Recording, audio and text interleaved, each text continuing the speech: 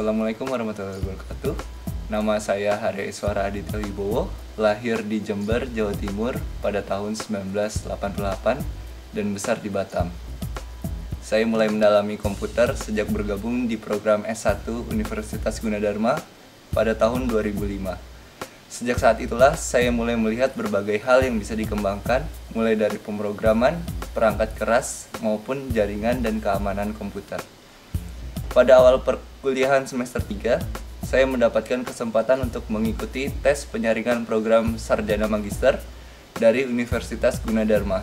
Dan alhamdulillah saya lulus. Program Sarma merupakan program akselerasi dari Universitas Gunadarma di mana dalam waktu 4 tahun mahasiswa dapat memperoleh gelar S1 dan S2. Untuk meraih gelar S1, saya mengambil topik penelitian mengenai pendeteksian tingkat kesimetrisan wajah melalui pengolahan citra atau gambar wajah dengan menggunakan metode eigenvalue. Selanjutnya, pada awal perkuliahan S2, alhamdulillah saya mendapatkan kesempatan lebih untuk mengikuti program double degree antara Universitas Gunadarma dengan Université de Bourgogne, Perancis, dengan support dan pendanaan dari beasiswa Universitas Gunadarma. Pengendalian robot melalui web merupakan topik yang saya pilih pada tahun pertama master. Hal ini dilakukan untuk menyesuaikan dengan program VIBOT atau Visual dan Robotik yang akan saya ikuti pada tahun kedua. Saat ini, saya sedang tergabung di Lab LEDZ, Laboratori Elektronik Informatik et Image, Le Creusot, Prancis, untuk menyelesaikan tesis di bidang image processing. Penelitian master tahun kedua saya adalah mengenai wood knot atau mata kayu dan bagaimana cara melakukan klasifikasi secara otomatis terhadap jenis dari mata kayu. Meskipun kepulauan Indonesia hanya terdiri dari 1% dari seluruh daratan di permukaan bumi, cadangan hutan alaminya merupakan yang terbesar di Asia dan kedua terbesar di seluruh dunia, yang diperkirakan membentang seluas lebih dari 100 juta hektar. Indonesia mulai memanfaatkan hutan pada awal tahun 1970-an melalui pembangunan industri pengolahan kayu, dan saat ini Indonesia menjadi eksportir kayu lapis terbesar di dunia dan juga produksi kayu olahan serta furniture. Kualitas dari sebuah kayu dapat ditentukan dari beberapa hal. Salah satunya adalah kekuatan kayu. Kekuatan kayu dapat ditentukan dari banyaknya defek atau cacat yang terdapat pada kayu. Salah satu jenis defek yang sering ditemukan adalah mata kayu. Tidak semua jenis mata kayu mempengaruhi kekuatan dari kayu. Sebagian dari jenis mata kayu bahkan ada juga yang menambahkan nilai intrinsik maupun nilai ekonomis dari kayu tersebut. Untuk itu, dalam proses pengolahan kayu sering dilakukan pemisahan mata kayu yang tidak berbahaya dipertahankan, sedangkan yang berbahaya bagi kayu dihilangkan. Akan tetapi, proses pemisahan ini merupakan hal yang tidak mudah. Saat ini, banyak industri pengolahan kayu yang masih memanfaatkan tenaga manusia untuk proses seleksi. Padahal, menurut hasil riset, tingkat keakuratan proses seleksi oleh manusia hanya berkisar antara 50% sampai 70%. Hal inilah yang menjadi latar belakang saya memilih topik otomatisasi pada klasifikasi mata kayu melalui image processing, sesuai dengan bidang yang saya tekuni.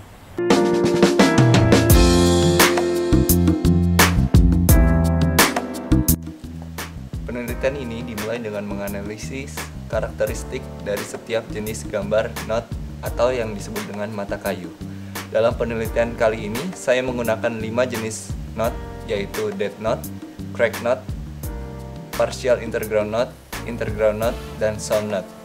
Dari pengamatan karakteristik kelima knot tersebut, saya mendapatkan fitur yang dapat membedakan kelima jenis knot tersebut.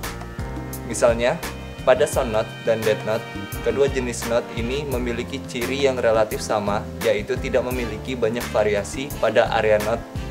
Akan tetapi, yang membedakan adalah warna dari knot tersebut.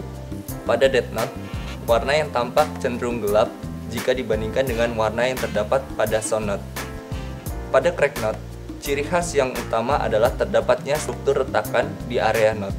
Sedangkan tepi area knot yang tebal merupakan ciri khas dari partial interground dan interground knot.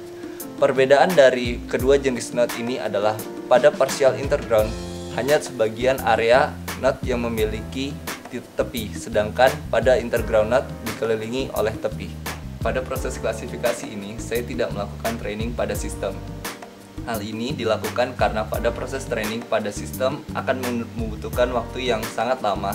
Di samping itu, banyaknya variasi dan jumlah knot dalam setiap jenis kayu juga menjadi salah satu faktor pertimbangan sebagai gantinya dibuat sebuah rule ataupun aturan dari pendeteksian fitur yang dimiliki tiap jenis knot.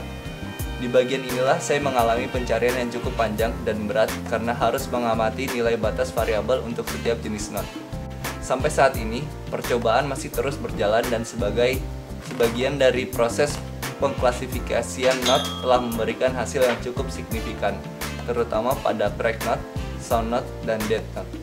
Untuk partial interground dan interground knot masih dibutuhkan penelitian dan pengamatan lebih lanjut dan tidak menutup kemungkinan pada jenis knot yang lain agar hasil klasifikasi yang didapat lebih optimal.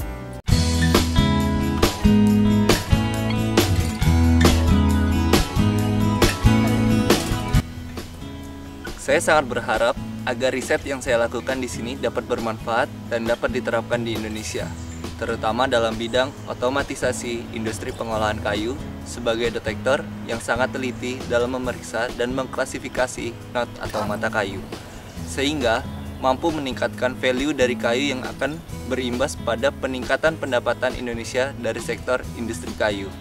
Selain itu, saya juga berkeinginan agar riset dan pemanfaatan image processing dapat berkembang di Indonesia seperti halnya bidang-bidang lain di dunia informatika.